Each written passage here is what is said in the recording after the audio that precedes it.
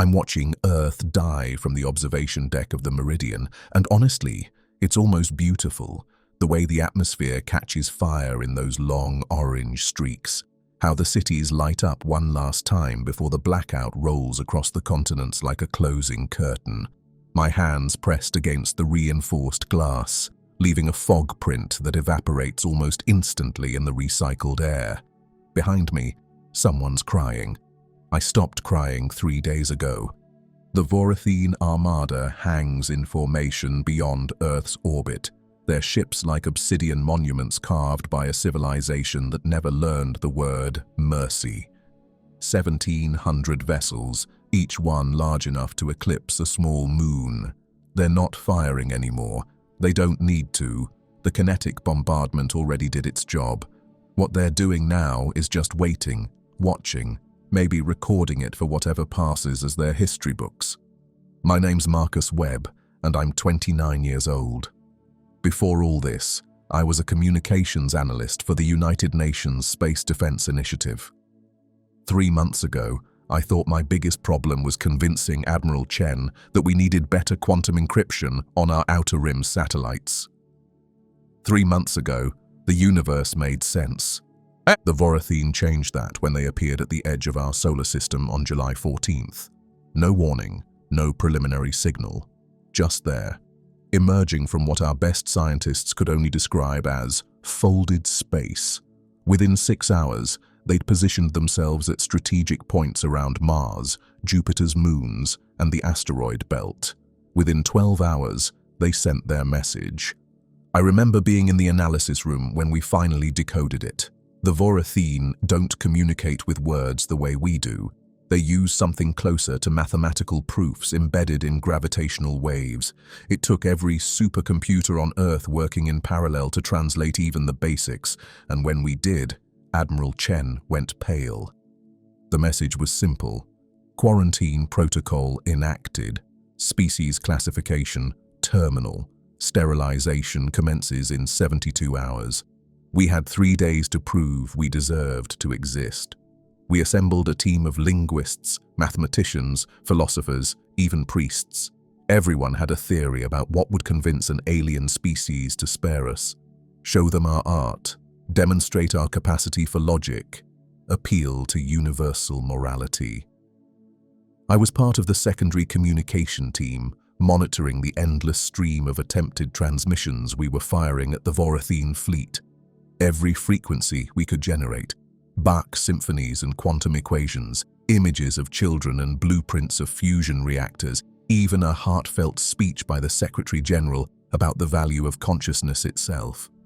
They never responded, not once. On hour 68, we detected movement. The Vorathene ships began repositioning, creating a sphere around Earth's orbit. Our military analysts went into overdrive. Every nation on Earth suddenly shared intelligence freely. The Chinese revealed their quantum missile arrays. The Americans opened up about their experimental phase shift destroyers. Even the African Union put their magnetic catapult technology on the table. It didn't matter. When we ran the simulations, every single scenario ended the same way. Total defeat in under 90 minutes. But humanity's never been good at accepting the inevitable. Admiral Chen gave the order to mobilize anyway. Every ship we had, military, civilian, even converted mining haulers, was armed and positioned. For a few hours, I actually felt something like hope. Then hour 72 arrived, and the Vorathene opened fire, except they didn't fire energy weapons or missiles. They fired gravity, focused gravitational beams that didn't destroy our ships so much as unmake them. I watched on the tactical displays as the entire Pacific Defense Fleet simply collapsed. 37 capital ships compressed into spheres of twisted metal no larger than soccer balls. Our counterattack lasted 11 minutes. Every weapon we'd ever designed fired in one desperate salvo. Nuclear warheads that detonated harmlessly against gravitational shields. Kinetic impactors that were redirected back at us with casual precision. Then the Vorathene turned their attention to Earth. They didn't target military installations first. They went for the tectonic plate boundaries. 17 surgical strikes along fault lines, each one delivering enough gravitational force to shift continental plates by meters in seconds. The earthquakes registered magnitude 12. Tsunamis 300 meters high swept across every ocean simultaneously. 1.7 billion people died in the first 20 minutes. My sister lived in Seattle. My parents retired to Lisbon. My ex-girlfriend had moved to Tokyo. I watched all three cities disappear under walls of water while I sat in a bunker 200 kilometers beneath Geneva, completely safe, completely useless. That's when Admiral Chen made the call that saved my life and damned my conscience forever. She ordered an immediate evacuation of all essential personnel to the orbital stations and the lunar base. I made it to the Meridian with 70,000 others, while 8 billion people died below us. We've been up here for 3 days now, orbiting a corpse. The Vorathian haven't touched us. They haven't even acknowledged us.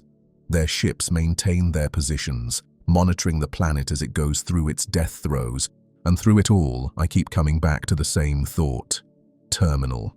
Species. Classification. Terminal. Not hostile. Not aggressive. Not threatening. Terminal. Like we were already sick. Like they weren't attacking us. They were putting us down.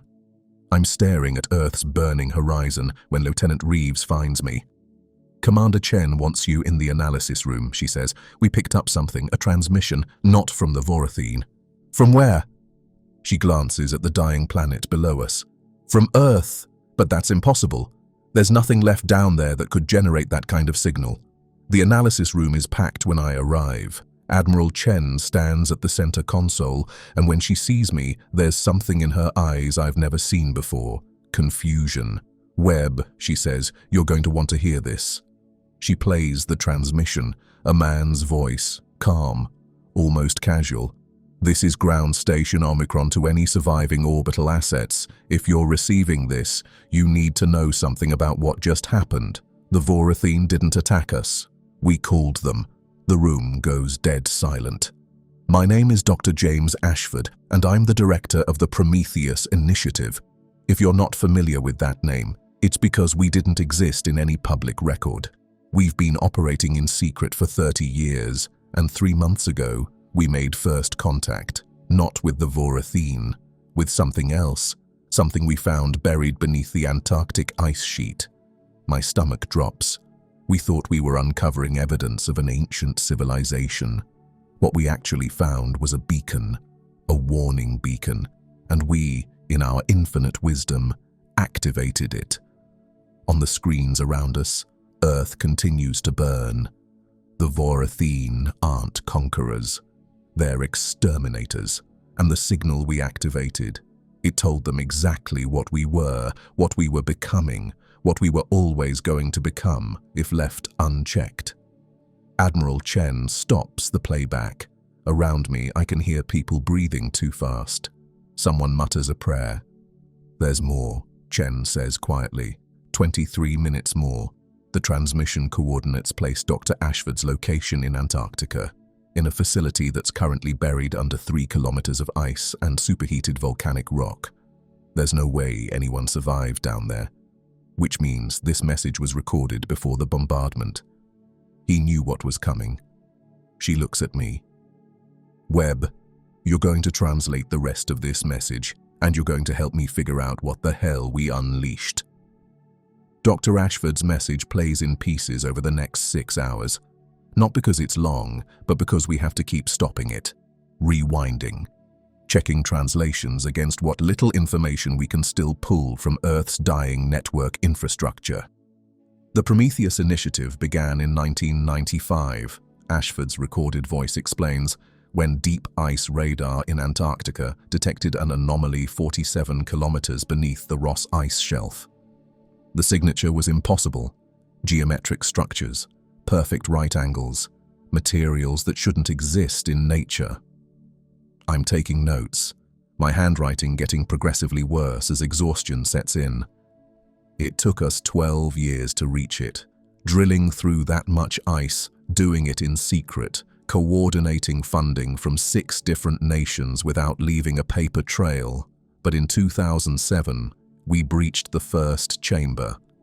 The structure was vast, not a city, not in any way we'd recognize, more like a mechanism, a machine on a scale that made our largest particle colliders look like pocket calculators. We found the beacon in 2012, and that's when everything changed. Lieutenant Reeves leans over my shoulder. 12 years ago. They've had this thing for 12 years and nobody knew. Not active, I correct, scanning ahead. They didn't activate it until July. We activated the beacon on July 13th at 0400 UTC. The activation sequence was simple once we understood the mechanism. The moment we triggered it, we knew we'd made a mistake. There's a pause in the recording. Background noise filters through, alarms, people shouting. The beacon transmitted for 17 seconds. We couldn't shut it down. And in those 17 seconds, it sent a message across distances that shouldn't be possible. Faster than light. Faster than anything we thought physics allowed. The Vorathene arrived 6 hours later. I feel sick. 6 hours, which means they were close, which means they'd been waiting for signals like this. I've spent the last 3 months translating everything we could from the structure. What I found. He laughs, this broken sound. What I found is that the beacon isn't the disease, it's the cure. Chen stops the playback. He can't mean what I think he means, but I'm already scanning ahead in the transcript. He does. He absolutely does. The structure beneath Antarctica isn't ancient human technology, Ashford explains. It's a prison, a quarantine facility built by a civilization we can only call the architects. And the beacon? It's a warning system, a dead man's switch that activates when the prisoner starts to wake up. The prisoner is us, not humanity specifically, the potential of what humanity could become. The architects identified it in dozens of species across the galaxy, a specific combination of neurological development, tool use, and abstract reasoning that, when left unchecked, leads to a single outcome, every time, without exception: convergence. The room erupts, people talking over each other, demanding explanations. Convergence, Ashford continues. That's what they called it. When a species reaches a certain threshold of technological and cognitive development, they don't just die out. They tear a hole in space-time itself. Reality collapses around them. The damage spreads faster than light, consuming everything in an expanding sphere that doesn't stop until it's neutralized. He pauses, and I can hear him breathing heavily. According to the archives we've decoded, 47 times in the last 4 million years. 47 species that reached what the architects call the terminal threshold and triggered convergence events. The first one happened in what we'd call the Andromeda Galaxy 3.8 million years ago. A species called the Kresh achieved perfect quantum manipulation. They could rewrite the laws of physics at will. Within 6 hours of their breakthrough, they destabilized reality across 14 star systems. The collapse spread for 3 years before the architects could contain it. 400 billion individuals died. 63 civilizations that had nothing to do with the Kresh were simply erased. The room is completely silent now. No one even seems to be breathing. The architects realized something terrifying, Ashford continues. Intelligence isn't rare in the universe, but certain types of intelligence, certain combinations of abstract reasoning, tool creation, and social cooperation inevitably lead to the same outcome. It's not about being evil or aggressive. It's about reaching a point where you have the power to break reality itself and the curiosity to try. The Kresh weren't trying to destroy anything. They were just exploring the limits of what was possible, and they found out. I'm taking notes, but my hand is shaking so badly I can barely read my own writing. After the crash incident, the architects devoted everything to preventing another convergence. They studied every developing species they could find, catalogued the traits that led to terminal behavior, created prediction models that could identify dangerous species millions of years before they reached the critical threshold, and they built the Vorathene. The Vorathene aren't a species in any meaningful sense, Ashford explains. They're more like antibodies, designed by the architects to identify and eliminate terminal species before they can trigger convergence. They're self-replicating, so they can spread across the galaxy. They're intelligent enough to adapt to new situations, but not creative enough to question their purpose. They don't feel joy or pain or curiosity. They just execute their programming with perfect efficiency. Someone in the analysis room starts to argue, but Chen holds up her hand for silence.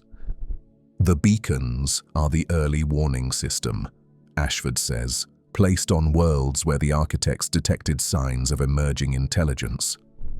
When a species reaches certain developmental milestones, when they split the atom, when they decode their own genetics, when they start manipulating quantum states, the beacon activates. It sends a signal across the galaxy using technology we still don't understand, and the Vorathene come. They assess whether the species has crossed the terminal threshold, and if they have, well, we've seen what happens. The architects tried other solutions first, he continues. Sanctuaries, they called them. Entire star systems converted into controlled environments where dangerous species could develop without threatening anyone else. Most terminal species are currently living in sanctuaries and don't even know it.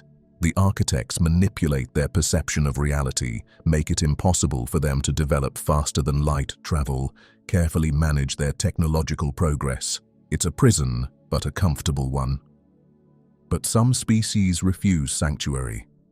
Some species, when they discover what's been done to them, fight back, try to break free, and the architects learned that fighting terminal species is messy, expensive. Sometimes it triggers the very convergence events they're trying to prevent. So they created the Vorathene to handle the ones who won't accept containment. They sterilize the planet and move on. It's not cruelty, it's mathematics. One civilization's extinction versus the potential destruction of thousands of inhabited systems. The equation always tips the same way. Admiral Chen turns off the playback. For a long moment, nobody speaks. So, we're the bad guys, someone finally says. We're the disease the galaxy needs to be protected from. No, Chen says, but her voice lacks conviction. No, we're not. We're just dangerous. Is there a difference? I ask. She doesn't answer. Over the next week, we confirm Ashford's message against what little data we can still access. The Vorathene aren't just sitting in orbit around Earth. They're hunting. Mars base goes silent. The Jupiter stations stop transmitting. One by one, every human settlement in the solar system is going dark. They're systematic, I report to Chen, eliminating every trace of human presence in the system. How long do we have? They're saving us for last. Maybe because we're the largest concentration of survivors. But eventually, they'll come for the orbital stations. Recommendations. I take a deep breath. We run. We take every ship that can make the journey, and we get the hell out of the Sol system before they finish with the outer settlements. Run where? They'll just follow us. Maybe. But Ashford's message mentioned something else. A place called Haven, coordinates in the Kepler system. He said it was a repository of information left by the architects, a library for terminal species. Why would the architects leave information for the species they're trying to eradicate? I don't know, but it's the only lead we have. Admiral Chen makes the call. We evacuate every surviving human in the system. 42,000 people crammed into 5 ships that were never designed for long-duration voyages. We strip the orbital stations of every piece of equipment we can carry. The journey to Kepler takes 6 months using our fastest drives. 6 months of rationed supplies and cramped quarters, and the constant fear that Vorathene ships will emerge from folded space at any moment. I spend most of it in the archives, reading everything Ashford's team managed to decode before the end. The galaxy, I learn, is stranger than we ever imagined. There are hundreds of intelligent species out there. Most are kept in what the architects call sanctuaries, entire star systems converted into controlled environments where species can develop without threatening the larger universe. The species in sanctuaries don't know they're contained. They think their star system is all there is. The architects have made it impossible for them to develop faster than light travel or communication. They can grow and learn and evolve, but always within the boundaries set for them. The lucky species accept sanctuary. The unlucky ones, like us, refuse to be contained and get sterilized instead. We're unlucky. When we finally arrive at Haven, we find the repository exactly where Ashford's notes said it would be, a massive structure embedded in the moon's surface, preserved for millions of years. Admiral Chen leads the expedition personally, and I'm right behind her. The repository is a maze of corridors and chambers, all filled with crystalline data storage that responds to human neural patterns. Within hours, our scientists are downloading information faster than we can process it. Technology far beyond what humanity ever achieved. History spanning millions of years. And warnings, so many warnings. The most important discovery comes from Dr. Sarah Okoye, our chief xenobiologist. She finds records of other terminal species who refused sanctuary. They call it the Resistance, Okoye explains in the briefing that evening. Terminal species who went into hiding, who learned from the repository and used that knowledge to evade the Vorathene. Some survived for centuries before being caught. What happened to them, I ask. Eventually found. Sterilized, but they left records. Techniques for hiding, technologies for evading Vorathene sensors, and coordinates for meeting points where resistant species could share information. Admiral Chen leans forward. Are any of these meeting points still active? 3 that I can confirm, maybe 4. The records are incomplete. For the first time since Earth died, I feel something like hope. Over the next months, we make contact with the Resistance. First are the Vane, a species that's been running for 200 years. They look like nothing I could have imagined. Crystalline beings that shift colors with their emotions, communicating through light patterns as much as through the translation devices they've built. Their homeworld was sterilized in what they call the First Purge, but 30,000 of them escaped in colony ships. They've been hiding ever since, moving from system to system, always one step ahead of the Vorathene. Their leader, whose name translates roughly to Shimmer of Morning Light, meets with Admiral Chen and me in a neutral location, a dead moon in an uncharted system. You're young, Shimmer says, their crystals pulsing with what our translator interprets as sad amusement. Your species lasted barely 3 months before discovery. Ours lasted 400 years after activating our beacon. We thought we were careful. We thought we could evade the Vorathene forever. We were wrong. How many of you survived? Chen asks.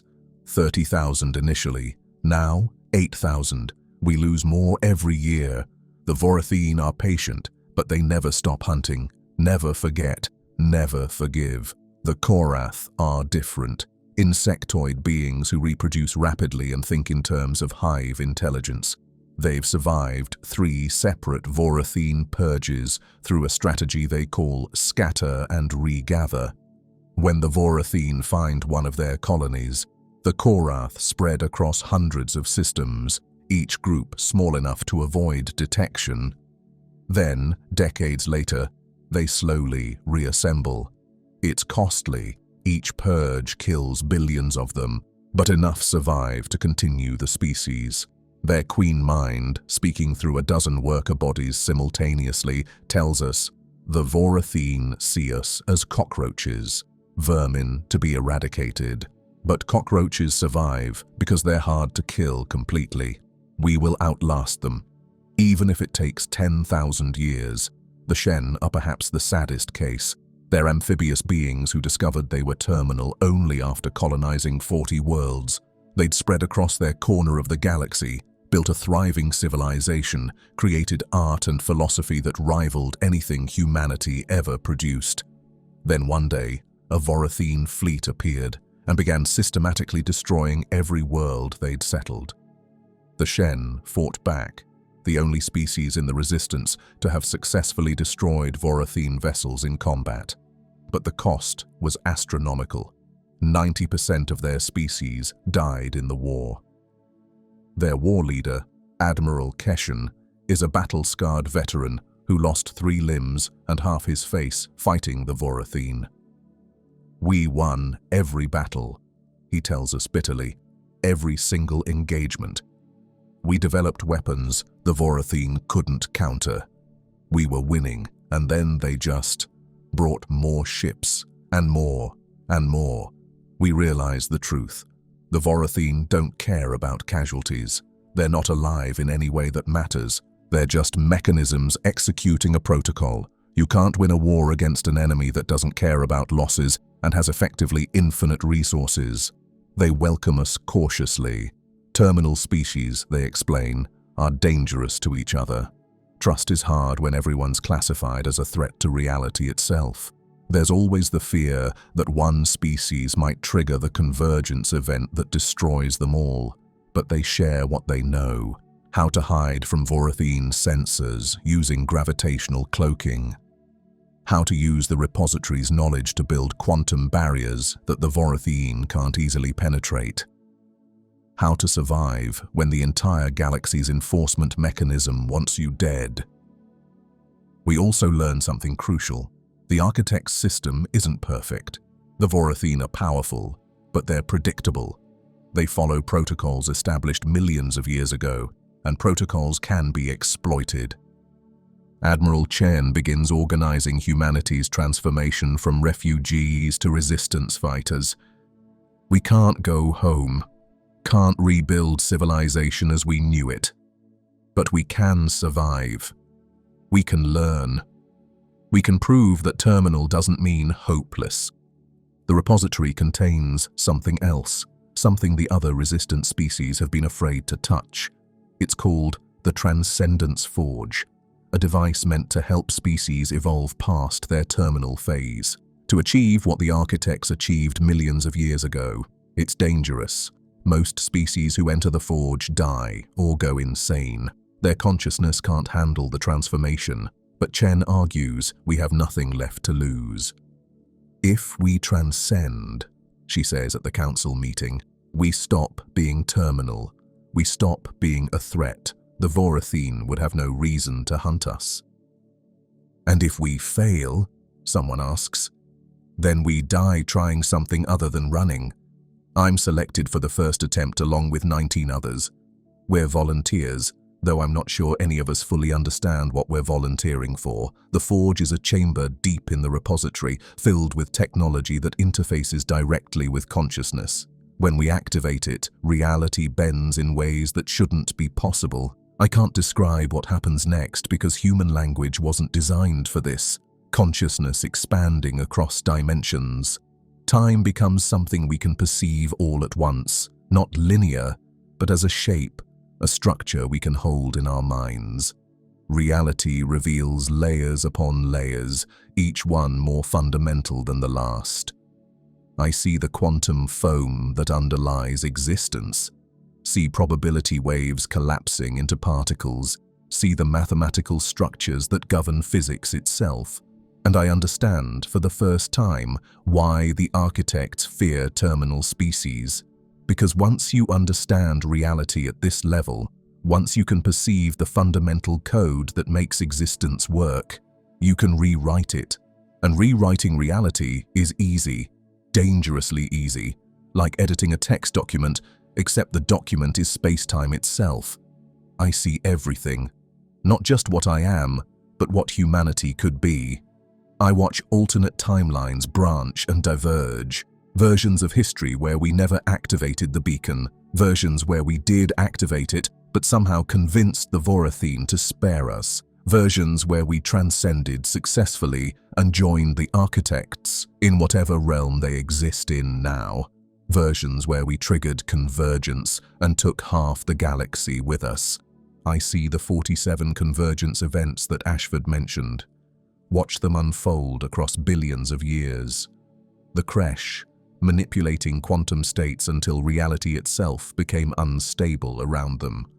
The Drex, who achieved perfect computational ability and decided to simulate the entire universe within their computers, except the simulation became more real than reality and began overwriting it. The Morn, who learned to travel backwards in time and created so many paradoxes that causality itself started to break down in their sector of the galaxy. Each species thought they were being careful.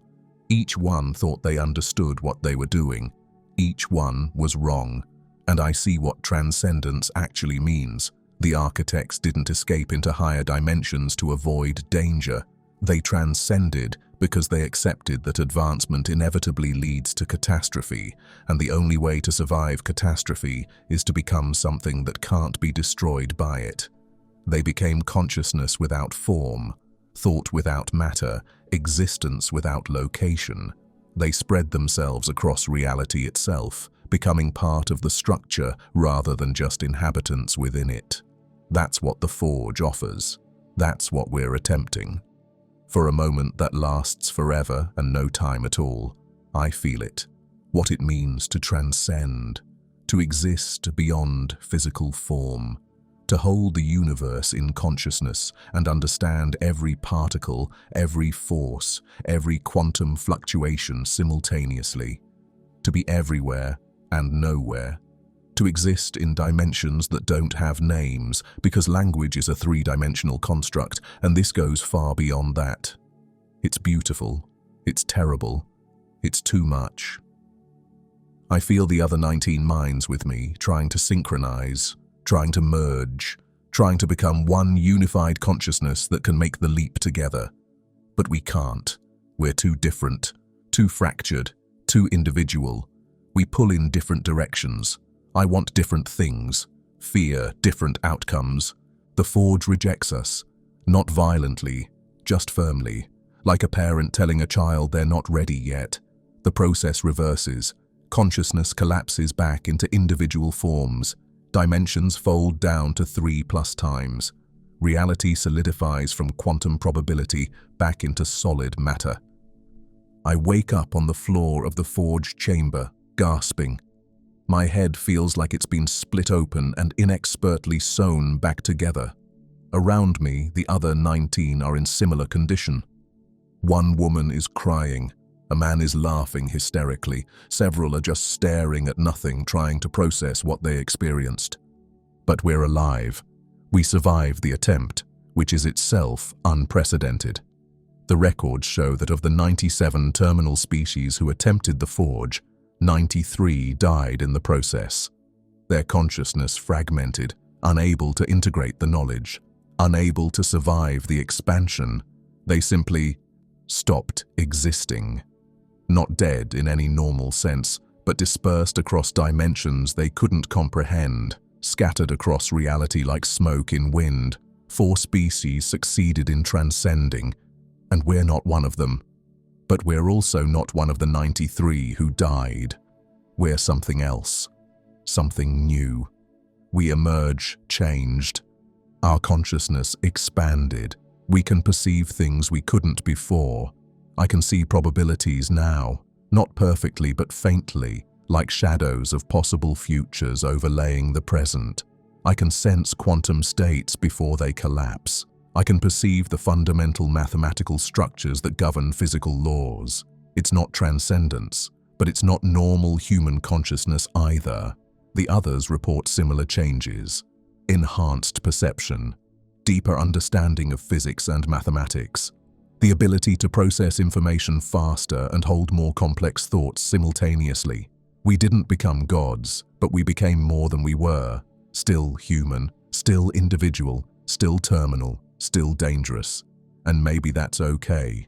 Maybe that's exactly what we need to be. Admiral Chen died 3 months later. Age and stress, and 3 years of leading humanity's remnants through hell. Her last words are simple. Keep running, keep learning. Make them regret classifying us as terminal. I take her place as commander, not because I want it, but because someone has to. And I've learned something in these 3 years. Survival is a skill. One we're getting better at. We establish more hidden bases. We help other terminal species escape their sanctuaries, giving them the choice we were never given. We build a coalition not of transcended beings or safely contained specimens, but of the galaxy's rejects. The ones who refuse to accept that reaching for advancement means accepting extinction. The Vorathine hunt us constantly. We lose ships. We lose people. We lose entire settlements when they find us. But we also learn their patterns, exploit their limitations, and survive when we shouldn't. 5 years after Earth's death, we're on the exodus when we detect something impossible. A signal from Sol system, from Earth. The planet is still dead, still a burned husk orbiting a sun that doesn't care. But deep beneath the surface, in bunkers we didn't know existed, some humans survived. Not many, maybe a few thousand. They've been hiding, scavenging, waiting for rescue that they had no reason to believe would come. We mount a rescue operation. It's suicidal. The Vorathine still patrol the Sol system. But these are our people, our species. We don't leave them behind. The operation costs us 2 ships and 3,000 lives. But we extract 4,000 survivors from Earth's corpse. Among them is a child born after the bombardment. The first human born on Earth in 5 years. We name her Hope. Because we're unimaginative, but also because it's true. 7 years after Earth's death, I stand on the observation deck of the Exodus and think about what we've become. Not the species we were, not the species the architects feared. Something else, something unprecedented. The fleet has grown. We started with 5 ships and 42,000 survivors.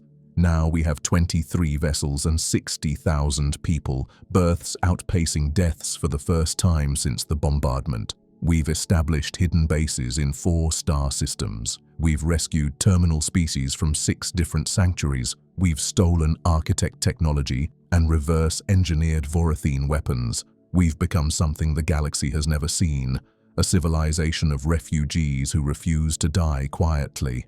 The cost has been terrible. In 7 years, we've lost 8 ships to Vorathine attacks. 15,000 people died. Entire settlements erased in minutes when the Vorathine tracking algorithms finally locate them. Each loss is agonizing. Each death is personal. When you're one of the last 60,000 humans in a galaxy that wants you extinct, everyone matters. Everyone is irreplaceable. But we're learning. We're adapting. We're getting better at survival. The gravitational cloaking technology we stole from a dead civilization makes our ships nearly invisible to Vorathine sensors. The quantum communication network we developed with the Vane lets us coordinate across light years without leaving a trail. The biomodification treatments we received from the Korath help us survive in hostile environments without needing life support. We're becoming something new. Not quite human anymore, but not anything else either. Hybrid, adapted, evolved. The children born on the ships grow up knowing they're terminal, knowing they're being hunted, knowing that their existence threatens reality itself. It should break them, should make them bitter or despairing, but instead, it makes them fierce, determined. They have a clarity of purpose that previous generations lacked. They know exactly what they're fighting for. The right to exist, the right to grow, the right to choose their own path even if that path is dangerous. Emily, the little girl we named Hope, is 7 years old now.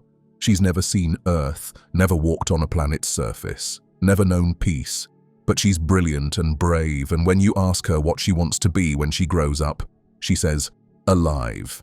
Just alive. That's enough. That's everything. We're terminal. We know it. We're dangerous. We accept it. But we're using that awareness to survive rather than destroy. We're careful with our research. We establish rules. We monitor each other.